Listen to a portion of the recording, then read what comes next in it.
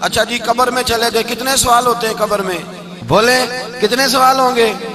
اللہ آپ کو خوش رکھے، 3 سوال ہوں گے۔ پہلا کیا ہے؟ تیرا رب کون ہے؟ میں مثال دینے لگا ہوں، کسی نے انکار کر دیا، کہنے لگا ہا ہیتا لا ادری، میں نہیں جانتا، تو اللہ کو نہیں مانتا تو چاہیے نا رب جہنم میں ڈال دے، پر اللہ نے دوزخ میں نہیں ڈالا، نہیں ڈالا۔ ابھی دوسرا سوال پوچھو، ماں دینوں کا، تیرا دین کیا ہے؟ ہا ہیتا لا ادری، کافر ہے، منافق ہے، فاسق ہے، کہتا ہائے افسوس میں نہیں جانتا۔ چاہیے تھا نا دین نہیں جانتا دوزخ میں ڈالا جائے، لیکن اللہ ابھی دوزخ میں، ابھی جہنم کا گڑھا نہیں بنی۔ فرمایا تیسرا سوال پوچھو، حضور کا چہرہ دکھایا، ما کنتا تقول فی حق ھذا الرجل، ان کے بارے میں کیا کہتا تھا؟ اس نے کہا میں نہیں جانتا۔ اللہ نے فرمایا تو میرے نبی کو نہیں جانتا، پکڑو اس کو جہنم میں داخل کر دو۔ نہ اپنی ذات کے انکار پر دوزخ میں بھیجا، نہ دین کے انکار پر، کہا میرے مصطفیٰ کو نہیں مانتا، ڈالو اس کو جہنم کے اندر۔ تمام کتب حدیث، تمام بخاری سے لے کر طبرانی تک، تمام کتب حدیث میں اسی رنگ میں روایت ملے گی۔ قبر میں بندہ گیا، مومن ہے، مسلمان ہے، نمازی ہے، 10 حج کیے، 15 عمرے کیے، زکاتیں، صدقات، خیرات، عبادات، نفل، نماز، داڑھی، حج، عمرہ، بڑا کچھ۔ ہاں بھائی من ربو کا، اس نے کہا ربی اللہ، اللہ میرا، اس کو جنت کوئی نہیں ملی، ابھی جنت کی کھڑکی۔ دوسرا سوال پوچھو، ماں دینوں کا، تیرا دین کیا ہے؟ دینی الاسلام، میں اسلام کو مانتا ہوں، جنت مل گئی۔ پورے کے پورے دین کو مان رہا ہے، نماز کو مان رہا ہے، حج کو مان رہا ہے، زکوٰۃ کو مان رہا ہے، عبادات کو مان رہا ہے، ہر چیز کو مان رہا ہے، لیکن جنت ملی۔ فرمایا تیسرا سوال پوچھو، حضور کا جلوہ والضحیٰ دکھایا۔ کچھ لوگ غلط ترجمہ کرتے ہیں، یہاں بھی کہتے ہیں پوچھا جائے گا یہ کون ہے، یہ لفظ نہیں ہے، ما کنت تقول فی حق ھذا الرجل۔ اللہ فرمائے گا یہ بتا دنیا میں میرے نبی کو کیا کہا کرتا تھا، ان کے بارے میں تو دنیا میں کیا کہا کرتا تھا؟ تو جو کہا کرتا تھا وہ کہہ کہ اسی وقت پکار اٹھے گا کہ میں کہا کرتا تھا یا نبی پکارا کر، میں یہ کہا کرتا تھا یا نبی، میں یہ کہا کرتا تھا کہ دشمن احمد پہ شدت کیجئے، ملحدوں سے کیا مربت کیجئے، اور شرک ٹھہرے جس میں تعظیم حبیب، اس برے مذہب پہ لعنت کیجئے، اور مثل فارس زلزلے ہوں نجد میں ذکر آیاد ولادت کیجئے، اور غیظ میں جل جائے بے دینوں کے دل، یا رسول اللہ کی کثرت کیجئے، یا رسول اللہ کی کثرت۔ میں یہ کہا کرتا تھا۔ اچھا اس نے اللہ کو مانا، دین کو مانا، جنت نہیں ملی۔ جب کہنے لگا نا ہوا محمد الرسول اللہ صلی اللہ علیہ وسلم، جب حضور کو پہچانا، حضور کو، نبی پاک کو پہچانا، تو فرمایا نہیں میرے یار کو جانتا ہے، اب کھول دو جنت کا دروازہ۔ تو بھائی مغز قرآن روح ایمان جان دین ہست حب رحمت للعالم، حضور کی محبت اصل ہے دین کی۔ قرآن مجید سورہ توبہ آیت نمبر 24، کوئی تفسیر نہ پڑھیں، صرف اس آیت کا ترجمہ پڑھیں، خالی ترجمہ، اور ایک ایک بات کو اللہ تبارک و تعالیٰ نے بالتفصیل بیان کیا۔ فرمایا کل ان کان آباؤکم، اے محبوب آپ ان سے فرما دے اگر تمہارے باپ، وابناؤکم تمہارے بیٹے، واخوانکم اور تمہارے بھائی، وازواجکم تمہاری عورتیں، وعشیرتکم تمہارا کنبہ، تمہارا خاندان، واموال اقترفتموہا اور تمہارے کمائی کے مال، ذرا گنتے جائیے چیزوں۔ فرمایا محبوب کہہ دیں تمہارے باپ بھی، تمہارے بیٹے بھی، تمہارے بھائی بھی، تمہاری عورتیں بھی، تمہارا سارا ہی خاندان، بات ہی ختم کر دی، تمہارا سارا ہی خاندان، واموال اقترفتموہا اور تمہارا کمایا ہوا مال۔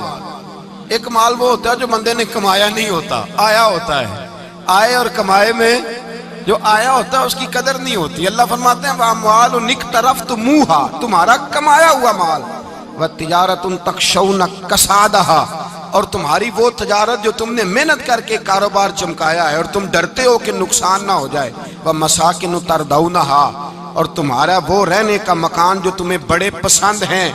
یہ ساری چیزیں گنوا کے کہا احب الیکم من اللہ ورسولی، اگر یہ چیزیں تمہیں خدا سے زیادہ پیاری ہوں اور خدا کے رسول سے زیادہ پیاری ہوں، وجہاد فی سبیلہ، اور ان کے رستے میں جہاد سے زیادہ پیاری ہوں، پھر کیا کرو؟ فتربصوا، انتظار کرو، حتی یاتی اللہ بامری، یہاں تک کہ اللہ تم پر اپنا عذاب لے آئے گا۔ اگر تمہیں تمہارے باپ، تمہارے بیٹے، تمہاری اولاد، تمہارا کنبہ، تمہارا خاندان اگر مصطفیٰ کریم سے زیادہ پیارا ہوا تو پھر اللہ کیا کرے گا تم پر؟ اپنا اللہ عذاب نازل کرے گا تم پر۔ اگر یہ چیزیں تمہیں خود رسول پاک نے بیان کیا اور لفظ انداز دیکھیے حدیث پاک کا، لا یؤمن احدکم حتی اکون احب الیہ من والدہ وولدہ، تم میں سے کوئی اس وقت تک مومن ہی نہیں ہو سکتا جب تک میں اسے اس کے ماں باپ اور اس کی اولاد والناس اجمعین، اور بات ہی ختم کر دی، فرمایا جب تک سب لوگوں سے بڑھ کر مجھ سے پیار نہ کرے، اتنی دیر تک مومن ہو سکتا۔ حضرت عمر حضور کی بارگاہ میں آئے، عام آدمی نہیں، جناب فاروق اعظم، نبی پاک صلی اللہ تعالی علیہ وسلم کی یہ حدیث سنی تو حاضر خدمت ہوئے، کہنے لگے یا رسول اللہ صلی اللہ علیہ وسلم، میں ہر چیز سے بڑھ کر آپ سے پیار کرتا ہوں، اور میں خالی نعرے لگانے والا نہیں، میں گھر سے تجربہ کر کے آیا ہوں، میں نے اولاد سامنے رکھی ہے، پھر آپ کا پیار سامنے رکھا ہے۔ حضور مجھے اولاد نہیں زیادہ پیاری، آپ زیادہ پیارے ہیں، اولاد زیادہ پیاری نہیں، ہم نے بھی کبھی سامنے رکھی ہے اولاد اور حضور کا پیار؟ جی میں حدیث پاک بیان کر رہا تھا تو روک گیا ہوں اچانک ہی، رکھی ہے کبھی سامنے؟ جی اگر رکھی ہوتی نا تو بیٹے کو پہلے بٹھا کے اس کو کہتے بیٹے پہلے قرآن سیکھ، پہلے حضور کا فرمان سیکھ۔ بیٹا جیسے ہی بڑا ہوتا، کونپلیں داڑھی کی نکلتی، اگر حضور سے پیار ہوتا تو اماں اسے کہتی بیٹا داڑھی نہ مڈانا، یہ مصطفیٰ کا طریقہ ہے۔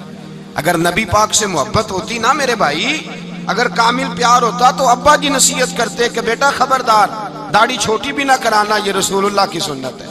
لیکن ہم نے ابھی اس چیز کو سامنے، ابھی نعرہ ہی ہے، ابھی خالی میلاد میں ہی محبت کرتے ہیں، ابھی خالی معراج شریف والے دن ہی پیار کرتے ہیں، ابھی اس کے اصل رنگ تک نہیں آئے۔ سنیے اور غور کیجیے، حضرت عمر عرض کرنے لگے یا رسول اللہ صلی اللہ علیہ وسلم، میں نے اولاد سامنے بٹھائی ہے، پھر آپ کا چہرہ سامنے لایا ہوں، حضور مجھے اولاد نہیں پیاری، آپ ہی زیادہ پیارے ہیں۔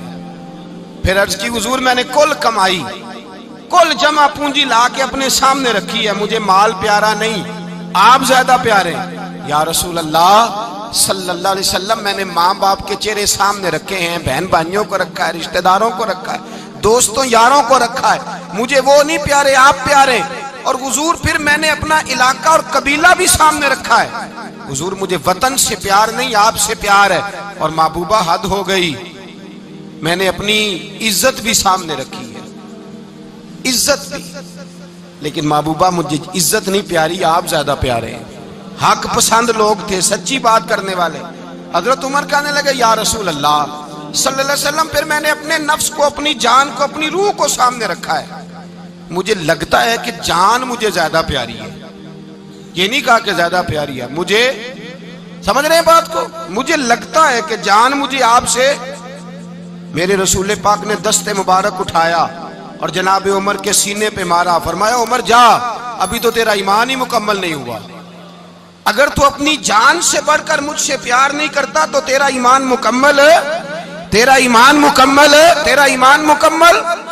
حضرت عمر کہتے حضور کا ہاتھ لگا تو میں نے اعلان کیا، میں نے کہا محبوبہ تیرے دست مبارک نے خیر کر دی ہے، حضور اب مجھے آپ جان سے بھی زیادہ پیارے ہو گئے، آپ اشارہ کریں میں جان قربان کرنے کو بھی تیار ہوں۔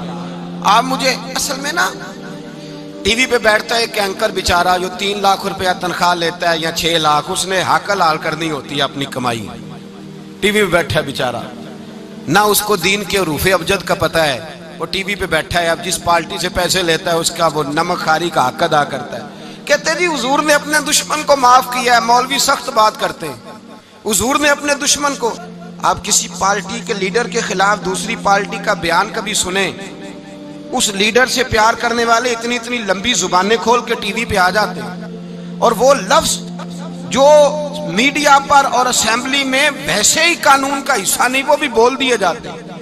لوگ ان معاملات میں بھی حمایت کرتے ہیں اپنے لیڈروں کی جن میں حمایت بنتی ان میں بھی، اور ذات رسالت کی بات آتی ہے تو کہتے ہیں نہیں حضور نے معاف کیا ہے، مولوی جذباتی ہوتا ہے، یہ ایسے تو نہیں نہ ہوتا، تجھے اصل میں پتہ نہیں۔